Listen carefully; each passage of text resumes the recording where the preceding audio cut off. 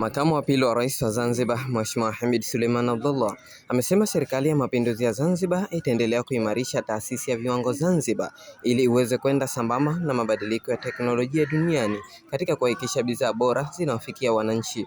Akizungumza katika hafla ya utoaji wa tunzo za umahiri za ZBS kwa mwaka 2026 iliyofanyika katika hoteli ya Golden Tulip Zanzibar Airport, Mheshimiwa Hemed amesema serikali imeweka mkazo mkubwa katika usimamizi wa viwango vya bidhaa na huduma kwa lengo la kulinda afya na usalama wa watumiaji. Serikali ya Mapinduzi ya Zanzibar, kwa kutambua umuhimu wa viwango vya bidhaa na huduma ndani na nje ya nchi yetu, imekuwa ikichukua hatua mbalimbali za kuweka mazingira bora ya kuhakikisha ubora wa viwango hapa nchini.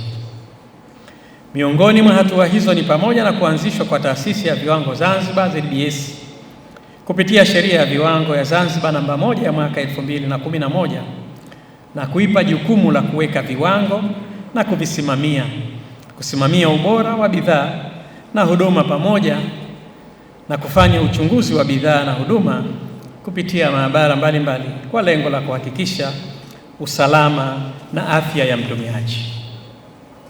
Aidha, hivi karibuni serikali imezindua mfumo jumuishi wa kielektroniki unaojulikana kwa jina la ZBS Viwango. Mfumo huu wa kisasa umewezesha Taasisi ya Viwango Zanzibar ZBS kuweza kufuatilia bidhaa kwa usahihi zaidi, kutoa vyeti vya ubora kwa haraka na kuwawezesha wadau wote kupata taarifa kwa njia ya kidijitali.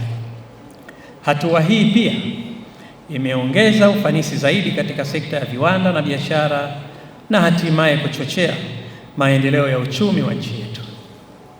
Na katika kipindi hichi ambacho tuko nacho, dunia tulionayo, dunia ya kidijitali, dunia ya ushindani, wachumi wanakuambia quality is better than quantity.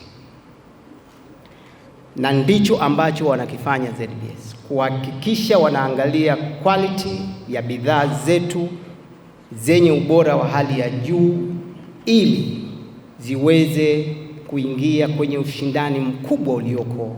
Naye mkurugenzi mkuu wa ZBS Yusuf Majid Nasor amesema taasisi hiyo ilipokea maombi 42 kutoka kwa wafanyabiashara na wajasiriamali mbalimbali. Katika hatua za uchambuzi wa maombi yaliwasilishwa mbele ya kamati ili kuweza kupitiwa, na yalipitia katika hatua 2 kubwa za uchambuzi. Hatua ya awali ilikuwa kuhakiki kwa vigezo vya msingi ili kuhakikisha kila maombi yanakidhi masharti yaliyowekwa.